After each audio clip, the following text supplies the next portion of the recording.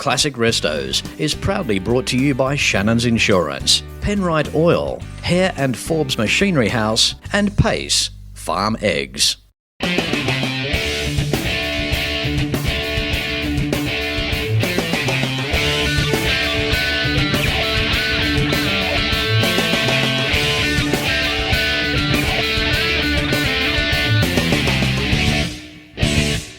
Hello and welcome to another interesting episode of Classic Restos. Now, I know that you wait for this. Here is some information from my advertisers that help to bring Classic Restos to you each and every week. It's thanks to Shannons. Ask about multi-policy discounts and sign up for the Shannons Club. Call 134646 for a quote and see more at shannons.com.au. For oils, coolants, additives and technical assistance, Oil Right, use Penrite. And Hare and Forbes has the range. Buy online at machineryhouse.com.au. Now, on this week's episode of Classic Restos, I'm not at a car show as such, but inside there is a gathering of older vehicles, mainly pre-1945. Welcome to the Australian Motorlife Museum.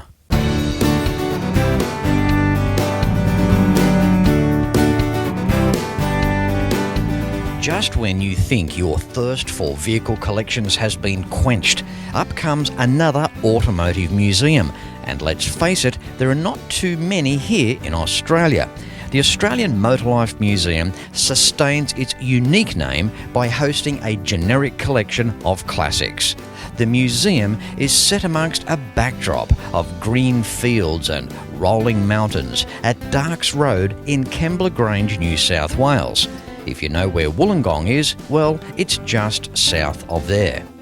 This museum adapts similar policy to most here and overseas, where the exhibits are moved around. Vehicles leave and additional ones roll on in to keep things interesting. If there is a particular type of vehicle that you would like to see, you can always call them first. Now, I don't know about you, but when I come inside a building like this, there's a little bit of an itch going on to see exactly what's here. Come with me.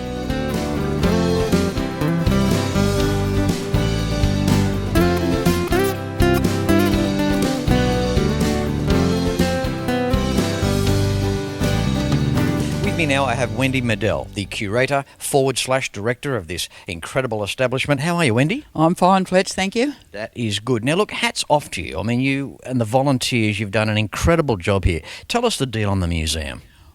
Well, I get a lot of credit for this, but it's not a one-person job. You've got to have a group behind you that believes the same things that you do. Now, we're a community group. We're virtually a vintage car club. Some of our members house their cars here in the museum and just take them out when there's an outing. But we started as the Illawarra Motoring Museum, and we owned that building. And so when there was an opportunity for us to expand, we were looking for a piece of land. And the council, Wollongong Council, bless their socks, purchased this 50 acres and designated it for community groups to build their headquarters on. I think the Australian Motorlife Museum, it's a nice name for the museum as well. It's something a little different. And speaking of car clubs as well, if you're in car clubs around the Illawarra region, if you want to hold your club meetings here, get in touch with Wendy. Yes, get in touch with the museum. We're in the phone book. There's a landline and a mobile. Just get in touch with us and we're happy to accommodate you. We also encourage events from other car clubs here. Now, before we get around to see what's lurking in this shed here, drop the website to the museum, Wendy. www.motorlifemuseum.com.au. All right, let's go. It's pretty simple, really. Let's go see some stuff. Okay. Moving around, doesn't matter where you look, there's always something interesting. We'll start the first car off, Wendy. Now, a 1927 Rover. Now, this car... This has a lot of meaning to you personally, doesn't it? Yes. It was the first full restoration that my husband and I did. We'd always been Rover fans, poor us, and we decided to restore this thing. We came upon a body via a friend, and we restored it, and we sold it to buy our first Sunbeam car, which was about 83, I think. And it's recently been purchased back by my son-in-law and daughter. Isn't that nice? Back in the family again. And they will commission it and get it running again and use it. So that's a great story, really. the history of the car? Where did it spend its life? Well, the theory when we bought it was that it belonged to someone connected with Beltrees, which is a major heritage grazing property out of Scone in the Hunter Valley. But we haven't been able to confirm that, so we don't know really. But it was found at Denman, which isn't too far from Scone. Yeah. And it was a pretty little car, special car, and I think it may be the only survivor worldwide. I don't know how many they built. How amazing is this, Wendy? A 1906 Spencer. That's right, yes, built in Brisbane. He built about 8, but it's difficult to pin the numbers down. Oh, Spencer. It's got pedals. It's got all of that. The interesting thing about this bike is that the gentleman who built it designed it, made the patterns, which we have on the wall over there, and had them cast and then machined it and had himself a bike. And Spencer doesn't appear in too many places on the bike, but we know that's what it is.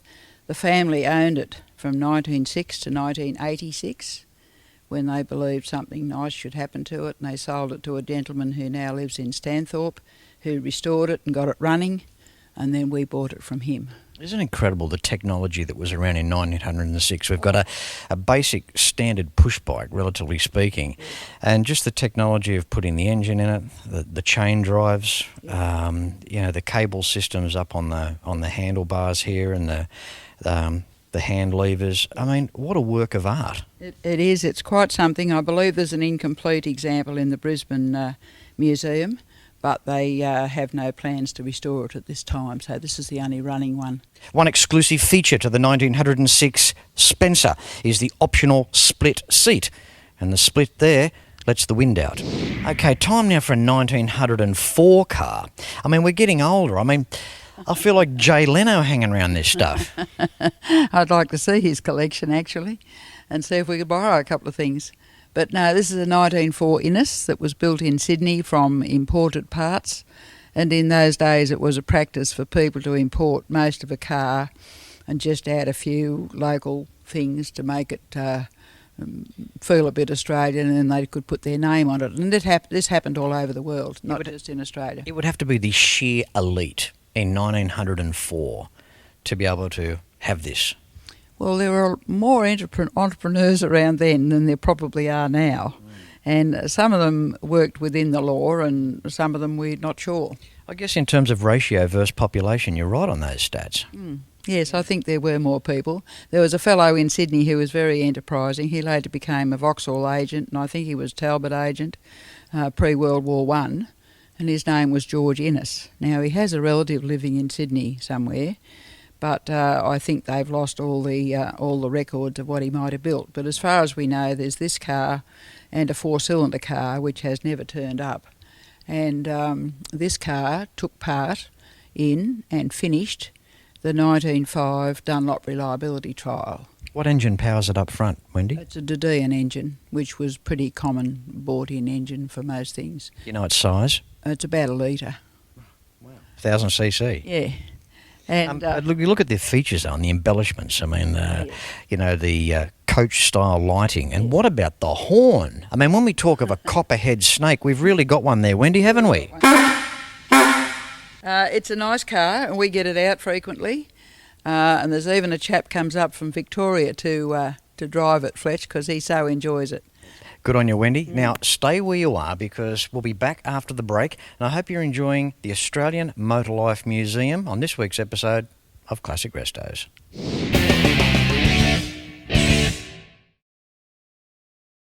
In 1926, Australia's Penrite Oil Company was established. Almost 90 years of research, development and refining under the harsh Australian conditions has made Penrite Oil what it is today. Precision, performance, reliability and protection. Championship winning products. Trust Penrite. Every weekend around Australia, motoring enthusiasts get together to share their passion for cars and bikes. It's a passion that brings us together. All sorts of people, all sorts of cars and bikes. From the classics of today to the classics of tomorrow. At Shannons, we understand enthusiasts. So when it comes to insurance, it's got to be Shannons. Shannons, insurance for motoring enthusiasts. Call 13 46 46 for a quote. If you need a new piece of equipment for your workshop, you need Hare and Forbes Machinery House. Hare and Forbes Machinery House have showrooms around Australia and New Zealand that will have you browsing for hours. See the largest range of industrial and workshop DIY tools. You will be greeted by friendly, helpful staff, and you can buy from anywhere online at machineryhouse.com.au. Hare and Forbes Machinery House. Find your closest store at machineryhouse.com.au. Welcome back. It's time for trucks on today's show. How unique is this? A 1919 Republic, fully restored.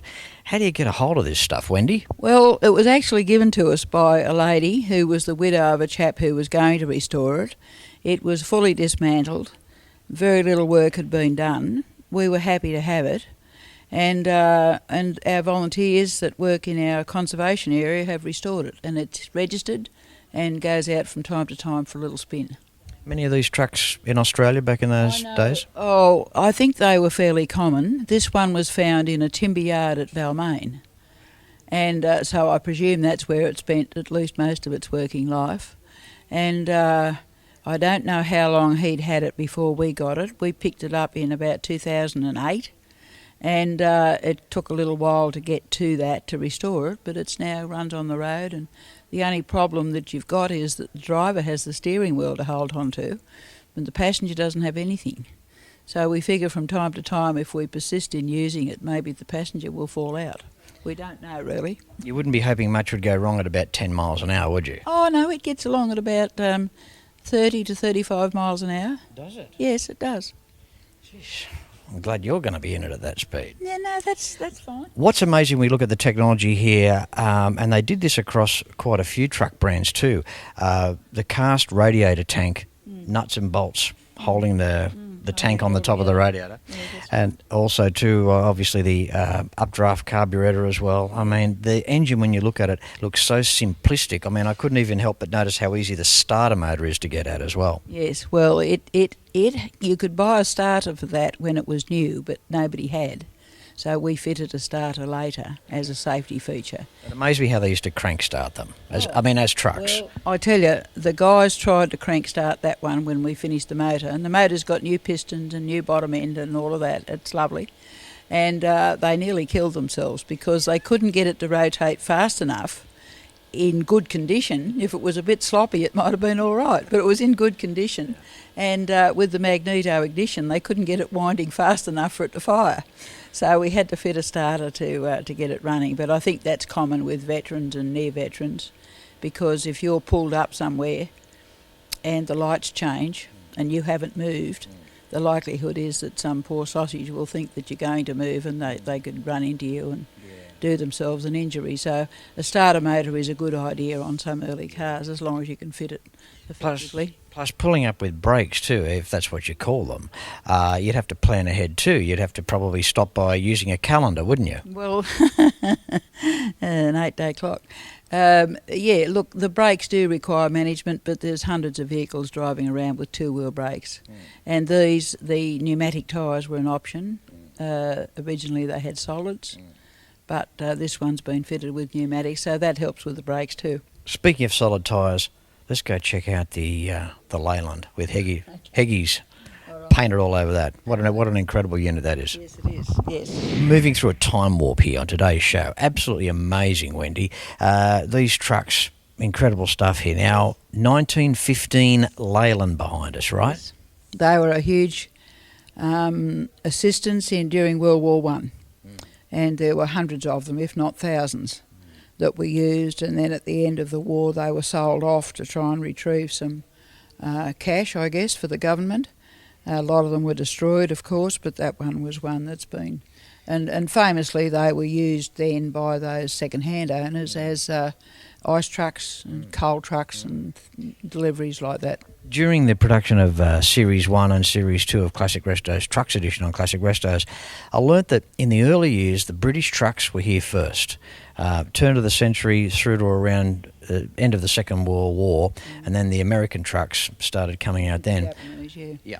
So these early trucks, with all due respect, Leylands and what have you, they were used, as you said, just about everywhere. I mean, logging trucks as well.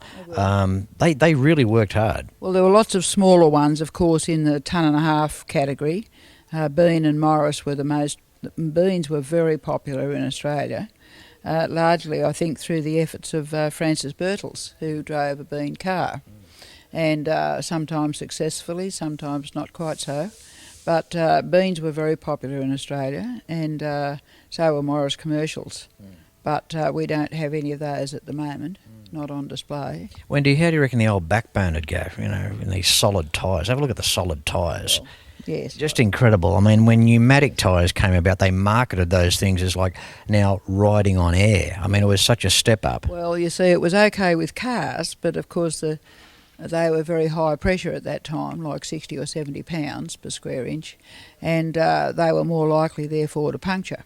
And there was lots of rubbish on the road, very often horseshoe nails, that caused the punctures. And so commercial vehicles didn't want to have too much downtime, so that's why they had the solids, really. Isn't it amazing? I mean, you look underneath the truck, what a wealth of information this lady is. Under the back of the truck, the size of the diff, I mean, that's like a 40,000-pound Rockwell diff sitting under there. I mean, it looks over-engineered. I think the capacity of that truck would be about 5 tonnes. So that's a fairly, and it would have been very slow. I still wouldn't want it running over my big toe. No, in contrast to the Republic, which gets along these days at about, about 60 to 70 k's, as long as you've got a good view to the front, because it's only got two-wheel brakes, it would have travelled much more slowly because they geared them down. It's got about a 4-litre motor. We don't own it, so we haven't started it, but we're happy to have it here on display. Oh, get out of the way, mate. Gee, American iron. See plenty of it on a Fletch tour. Have a look at this. There is nothing quite like a Fletch tour. Carlisle or Ford Nationals, GM Nationals and Chrysler Nationals await you. Book a Fletch tour. It's amazing. We've seen some absolutely amazing cars. What an event. Experience Route 66 from Chicago to Vegas, or choose the Detroit tour. I would make it a point to go to Fletch Tours and come to Detroit. There are 5 Fletch tours. Select the one that suits you best. See fletchtours.com or contact All Things Travel, Lara.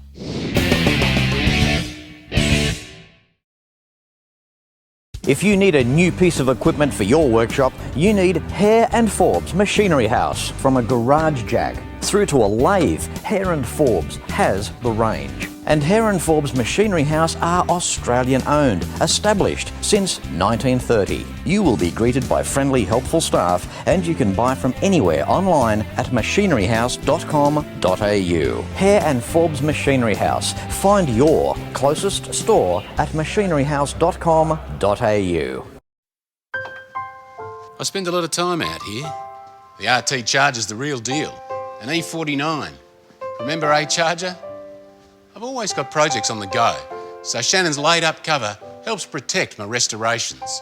I'm Mopar through and through. It's a passion Shannon's understands. I wouldn't insure my cars and bikes with anyone else. Shannons, insurance for motoring enthusiasts. Call 13 46 46 for a quote. Penrite, Australian-made, family-owned and operated.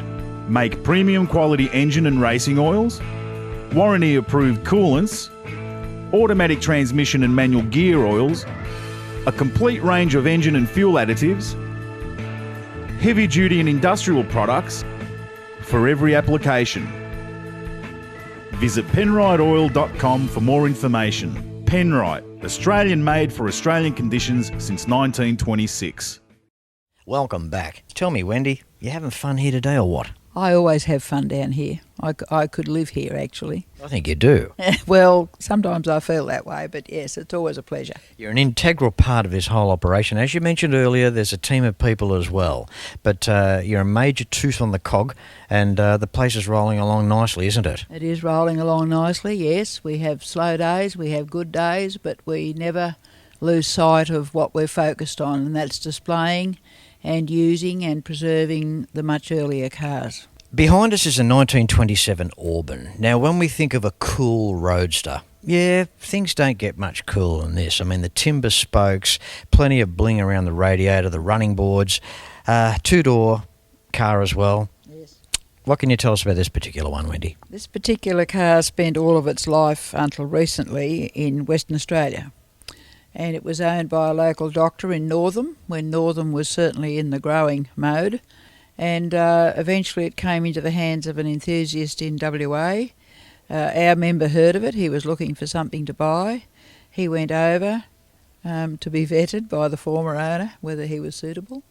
And he bought it. He brought it home here and did all exactly the right things to recommission it. And now it runs faultlessly, it's reliable, it's a great car. It's about 4 litres. Under the hood covers, how sensational is that straight 8-cylinder engine? Doesn't that look the piece? There's nothing quite like a straight 8. You can have a V8 if you like, and many people are quite crazy about those, but my personal favourite is a straight 8. There's a lot of stuff away from mainstream, right across the board here, brands that aren't familiar or you possibly have never heard of. Yes, a lot of people come here and say, well, I've never heard of that, or this one, or that one. And I say, look, there were thousands of makes of motor cars, and there's plenty I haven't heard of. Absolutely. And so when we get a chance to accept something on loan that's a little bit different, well, we usually jump at it. There was one question I had for you earlier. I meant to ask you, where do you get the cars from? Are they on loan? Do you hand them back after a certain time? How does that work? Well, we have a loan form, so nothing is taken on a verbal advice. We have everything's documented. Vehicles are required to be insured because we can't insure something we don't own. And about a third of the vehicles are owned by the museum and the rest are on loan. Now, some are on loan from members who, for some reason or other, are happy to keep their car here and they go out on outings from here. Now, we have a red car over there. We're going to go and have a look at that now, okay? I've decided. Are you happy with that? I'm happy with whatever you want to do. It'll be Fletchy's choice. Fletchy's choice, all right, okay. Well, let's hope it's the curator's choice. Had to happen sometime today. Never ceases to amaze what is in the Australian Motorlife Museum. A 1909 Scat. That's right. Have a go at this, eh? Yes, it's a real sports car of its day. Now, these are racing cars, right? I think the mechanics weren't too different from racing cars and road cars, but this has got the body that would be similar to a racing car of the day.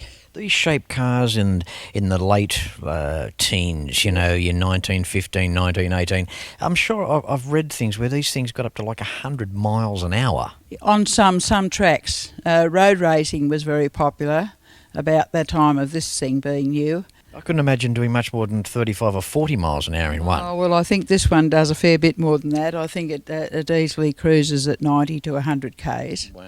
I mean, it certainly wouldn't be from the power of the brakes throwing you forward. You're right there, absolutely right, Fletch. Yes. I mean, when you look at the seats, I mean, that's just got "I'm going to throw you out of here" written on them all day long. That's I mean, right. No lateral support, no such thing as seat belts, nothing at all to hold on to. No. If you study photos of early races, it's not uncommon to see them going round a right-hand corner and the driver's hanging on to the guy in the mechanic's seat. Yeah, well, perhaps the grandstand as they go past. I mean, they really were the pioneers. I mean, these guys, I guess at that time they only worked with what they knew. It would have been state-of-the-art, cutting-edge technology. These machines would have been the fastest things around. There was nothing else to compare to. Oh, well, Scat always had a fairly sporting name, you know, alongside, among many other makes. Italian car, very interesting. Now, what can you tell us about the engine? All I know is it's about 4 litres, which is ample, as Rolls-Royce say. When in doubt, 4 litres. Yeah, that's Anything here, every engine here, same. All same. Well, there's a few of them that are about that size. I mean, the Auburn's about that size too. Look, we could stand here and talk to this lady all day. Wendy, I'd like to thank you so much for your time today. You're an absolute gem. You're a wealth of information. Seriously a car lady. Right to the bone. You can come and see her, have a word to her at the Australian Motorlife Museum. Wendy, thank you so much for having me. Thank you very much, Fletch, and thanks to the program. I enjoy it most weeks. Good on you. Take care. Okay. Hang on, most weeks? What are you talking about? Oh, well, sometimes I'm working down here. All right. Thanks, Wendy. Okay, thank you, Fletch. Well, how fantastic is this? The Australian Motorlife Museum. It's a great place for a visit. Why not get online, find out some more information, and come along and check it out at your earliest convenience. As I say at the end of every show, until next week, no matter where you're watching Classic Restos from, please ride and drive safe. I'm Fletch, and I thank you very much for watching.